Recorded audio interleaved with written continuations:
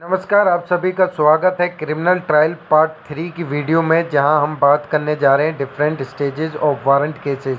Part 2 में हमने जाना था एफआईआर की स्टेज के बारे में, इन्वेस्टिगेशन की स्टेज के बारे में और रिमांड ऑफ द एक्यूज्ड की स्टेज के बारे में, बेल प्रोसेस, बेल एप्लीकेशन की स्टेज के बारे में।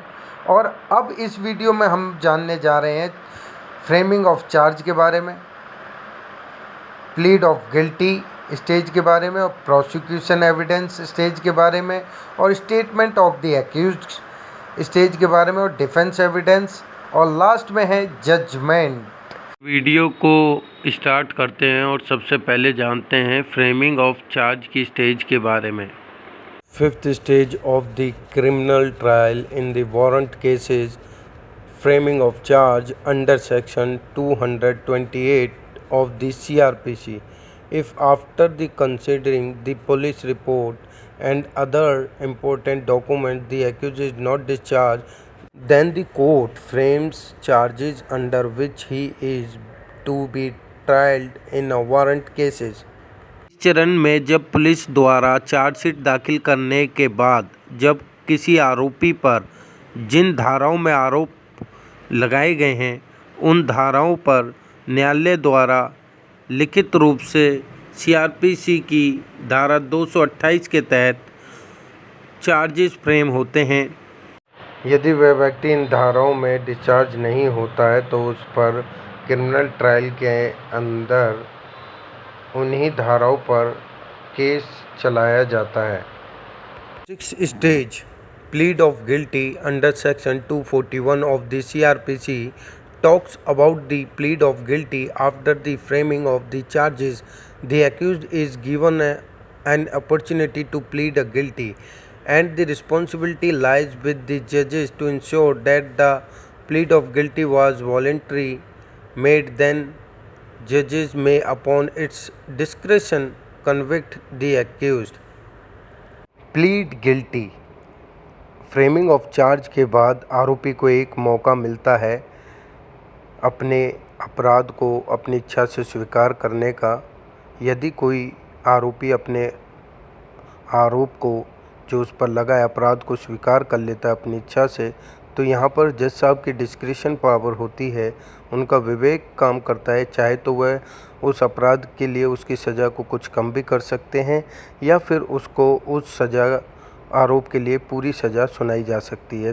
Prosecution evidence, after the charges are framed and the accused not plead guilty, then the court requires the prosecution to produce evidence to prove the guilty of the accused. The prosecution is required to support their evidence with the statements for its witness. This process is called examination in chief. The magistrate has the power to issue summon to any person as a witness or orders him to produce any documents. Prosecution evidence, charge frame होने के बाद accused जब plead guilty नहीं करता, अपने आरोप को स्वीकार नहीं करता है, तो प्रोसिक्यूशन के ऊपर बर्डन आ जाता है कि वह उस आरोपी के आरोप को, अपराध को सिद्ध करे। उसके लिए वह गवाह बुलाता है जिसे एग्जामिनेशन चीफ कहते हैं, उनकी गवाही होती है और मजिस्ट्रेट साहब को पावर होती है कि वह किसी भी व्यक्ति को गवाही के लिए सम्मन कर सकते हैं, ऑर्डर कर सकते हैं। Statement of the accused under section 313 of the CRPC gives an opportunity to the accused be heard and explain the facts and circumstances of the case. The statements of accused are not recorded under oath and can be used against him in the trial. Statement of accused under section 313 CRPC में किसी आरोपी को एक मौका मिलता है कि वह जो आरोप उस पर लगे गए हैं उन आरोपों के संबंध में न्यायालय के समक्ष अपने तथ्य और सर्कमस्टांसेस के बारे में न्यायालय को बयान करे।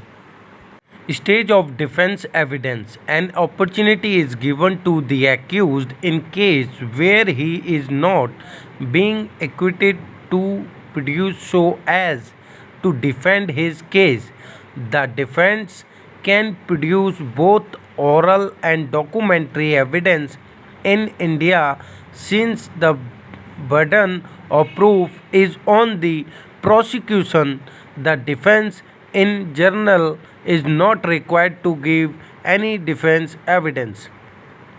डिफेंस एविडेंस की स्टेज पर आरोपी को एक मौका मिलता है कि जिस केस में वह आरोप मुक्त नहीं हुआ है उसमें अपने पक्ष में कोई डॉक्यूमेंट्री या ओरल साक्ष्य लाए जिससे वह साबित कर सके कि जो आरोप उस पर लगाया गया है वह उसने नहीं किया है।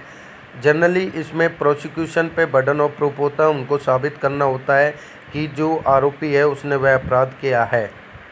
Now we will talk to last stage of criminal trial. It's a judgment, the final decision of the court with reason given in support of the acquittal और conviction of the accused is known as a judgment. In case the accused is acquittal, the prosecution is given a time to appeal against the order of the court. When the person is convicted, then both sides are invited to give an argument on the punishment which is be awarded. This is usually done when the person is convicted of an offense whose punishment is life imprisonment or capital of punishment. Judgement की प्रक्रिया एक last और final प्रक्रिया होती है आपराधिक मामलों में, जिसमें न्यायालय सारे सबूत के आधार पर अपना फैसला देती है, जिसे जजमेंट कहते हैं। या तो किसी आरोपी को एक्विटल किया जाता है या कन्विक्ट किया जाता है, या तो आरोपी को दोष मुक्त किया जाता है या दोष सिद्ध किया जाता है। यदि किसी आरोपी को एक्विटल या दोष मुक्त किया जाता है तो यहाँ पर प्रोसिक्यूशन को समय दिया जाता है उस ऑर्डर के खिलाफ अपील करने के लिए, जिसकी समय सीमा 6 महीने होती है। और यदि वह कन्विक्ट किया जाता है तो दोनों पक्षों को आर्गूमेंट के लिए समय दिया जाता है अवॉर्डेड, जो कि उस पर सज़ा सुनाई गई है। इस स्टेज के बाद अब हमारी यह वीडियो जो criminal trial in warrant cases के आधार पर बनाई गई थी, इसमें हमने सभी प्रकार की स्टेजों के बारे में जाना और समझा। यह ख़त्म होती है वीडियो। आशा करता हूँ कि आपको यह वीडियो अच्छी लगी होगी।